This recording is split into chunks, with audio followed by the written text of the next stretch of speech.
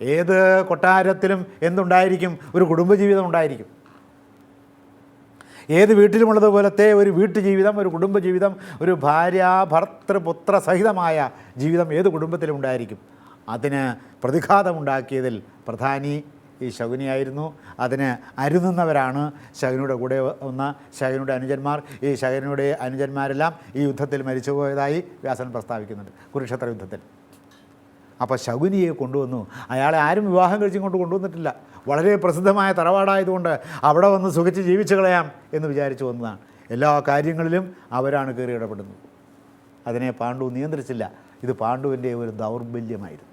അപ്പോൾ കുടുംബത്തിൽ ഛിദ്രതയുണ്ടാകാൻ സന്ദർഭം വരുമ്പോൾ തൻ്റെ യശസ്സ് നോക്കാതെ, തന്നോട് കുടുംബാംഗങ്ങൾക്ക് വിരോധമുണ്ടാകുമോ ശത്രുതയുണ്ടാകുമോ, തൻ്റെ ഈ പ്രവൃത്തിയെ അംഗീകരിക്കുമോ എന്ന് നോക്കാതെ കുടുംബനാഥൻ, ഇവിടെ കുടുംബനാഥൻ രാജാവും കൂടിയാണ്, കുടുംബനാഥൻ അത് നിയന്ത്രിക്കേണ്ടതാണ് കുടുംബത്തിൻ്റെ ഭാവി ഭദ്രതയ്ക്ക് വേണ്ടി എന്ന സന്ദേശമാണ് ഈ ശകുനിയുടെ ഗാന്ധാരിയോടുകൂടിയുള്ള അന്തഃപുരത്തിലെ അന്യരാജഗൃഹത്തിലെ കൊട്ടാരത്തിലെ ജീവിതത്തിൽ നിന്ന് നാം മനസ്സിലാക്കണമെന്ന് വ്യാസൻ ആഗ്രഹിക്കുന്നു.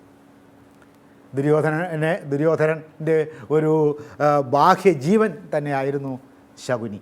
ഒരു കാര്യത്തിനും അദ്ദേഹത്തിന് മടിയില്ല. അദ്ദേഹത്തിന് ചെറിയ മുടന്തുണ്ടായിരുന്നു എന്നും കൂടി ചിലയിടത്ത് സൂചനയുണ്ട് ശകുനിയെ സംബന്ധിച്ചിടത്തോളം. ഇത് ഈ മുടന്ത് ശരിക്കുള്ളൊരു മുടന്തല്ല, അദ്ദേഹത്തിൻ്റെ ചിന്തയിലെ മുടന്താണ്. പല ആളുകൾക്കും ചിന്തയിലാണ് മുടന്ത്, പല ആളുകൾക്കും ചിന്തയിലാണ് ചട്ടമ്പിത്തരമിരിക്കുന്നത്. അപ്പോൾ ചിന്തയുടെ മുടന്താണ്, ചിന്തയുടെ അപൂർണതയാണ്. ഒരു ചിന്താസംഹിത പൂർണ്ണമാകണമെങ്കിൽ അതിന് ചില വ്യവസ്ഥകളുണ്ട്. ഒരു ചിന്താസംഹിത പൂർണ്ണമായ ചിന്താസംഹിതയാകുമ്പോൾ അതിൻ്റെ പേര് ദർശനമെന്നാണ്. ഇപ്പോൾ ആ ദർശനം ഒരു വ്യക്തി സ്വീകരിച്ചാൽ ആ വ്യക്തിക്ക് ആ ദർശനത്തിന്മേൽ മഹനീയമായ ഒരു ജീവിതം വിജയപ്രദമായി ജീവിച്ച് അവസാനിപ്പിക്കാൻ ആ ദർശനം സഹായിക്കണം. അയാളുടെ ആധ്യാത്മികവും മാനസികവും ഭൗതികവുമായ എല്ലാ ജീവിത സംശയങ്ങൾക്കും ഉത്തരം നൽകാൻ ഒരു ചിന്താസംഹിതയ്ക്ക്, തത്വസംഹിതയ്ക്ക് ത്രാണിയുണ്ടാകുമ്പോഴാണ്, താത്വികമായ ത്രാണിയുണ്ടാകുമ്പോഴാണ് അത് ദർശനമായിട്ട് മാറുന്നത്. അങ്ങനെ പറയുമ്പോൾ ഈ പാശ്ചാത്യന്മാർ ദർശനം എന്ന് വിളിക്കുന്നവയൊന്നും ദർശനമല്ല, അതൊക്കെ കേവലം ഫിലോസഫി മാത്രമാണ്. ഫിലോസഫി എന്ന് പറഞ്ഞാൽ ജ്ഞാനത്തോടുള്ള ദാഹം എന്ന് മാത്രമേ അർത്ഥമുള്ളൂ. രണ്ട് ഫിലോ എന്നും സോഫിയ എന്നും പറയുന്ന രണ്ട് വാക്കുകൾ ചേർന്നുണ്ടാകുന്നതാണ് ഈ ഫിലോസഫി എന്നുള്ള ഗ്രീക്ക് പദമാണത്. അതിന് ടേസ്റ്റ് ഫോർ നോളജ് എന്നാണ് അർത്ഥം. സോഫിയ എന്ന് വെച്ചാൽ ജ്ഞാനം എന്നാണ് അർത്ഥം, അറിവ്. എങ്ങനെയുള്ള അറിവ്?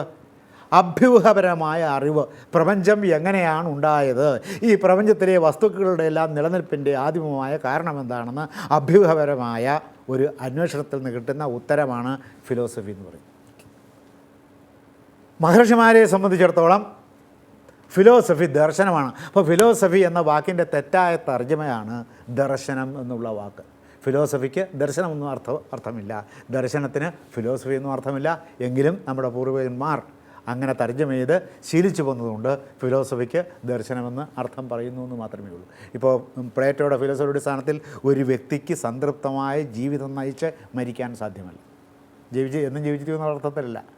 പല ചോദ്യങ്ങൾക്കും ഉത്തരം കിട്ടില്ല. ഒരു കുട്ടി ജന്മനാ മുടന്തനായിട്ട് ജനിച്ചു. ഒരു കുട്ടി ധൃതരാഷ്ട്ര കാര്യത്തിൽ തന്നെ അദ്ദേഹം അന്ധനായിട്ട് ജനിച്ചു. എന്തുകൊണ്ട് ജന്മനാ അന്ധന? അയാൾ എന്ത് തെറ്റ് ചെയ്തിട്ടാണ്? ഉത്തരമില്ലെന്ന്. മഹാഭാരതത്തിൽ ഉത്തരമുണ്ട്, അത് വേറെ കാര്യം. പ്ലേറ്റോയുടെ ഫിലോസഫിയിൽ നിന്ന് അതിന് ഒരു ഉത്തരം കിട്ടില്ല. തത്വശാസ്ത്രമാണോ? അല്ല, തത്വശാസ്ത്രം അത് പറയും. ഫിലോസഫി നിങ്ങളുടെ ജീവിതത്തിന് ഉതകുമെന്ന് ഞാൻ കണ്ടെത്തിയ കാര്യങ്ങൾ പരീക്ഷിച്ച് നോക്കിയിട്ട് നിങ്ങൾക്ക് പറഞ്ഞു തരുന്നതാണ് ഫിലോസഫി. അപ്പോൾ അതുകൊണ്ട് തെറ്റില്ല, തെറ്റാൻ പാടില്ല. കാരണം ഈ കണ്ടിരിക്കുന്നതെല്ലാം എന്നും നിലനിൽക്കുന്ന ധർമ്മങ്ങളാണ്. അതാണ് സനാതനധർമ്മം. അപ്പോൾ ഒരു വ്യക്തിക്ക് അങ്ങനെ വിജയപ്രദമായ ജീവിതം ജീവിച്ച് ദുഃഖരഹിതമായ മരണത്തെ വരിക്കാൻ സാധിക്കണം. ജനനവും വളർച്ചയും മരണവും തമ്മിൽ ഒരു വ്യത്യാസവുമില്ലെന്നാണ്. ഇതൊക്കെ ശരീരത്തിൻ്റെ പരിണാമഘട്ടങ്ങളാണ്. അതുകൊണ്ട് നാന് ശോചന്തി പണ്ഡിതാഹ ഗതാസൂന ഗതാസുംശ്ച നാന് ശോചന്തി പണ്ഡിതാഹ.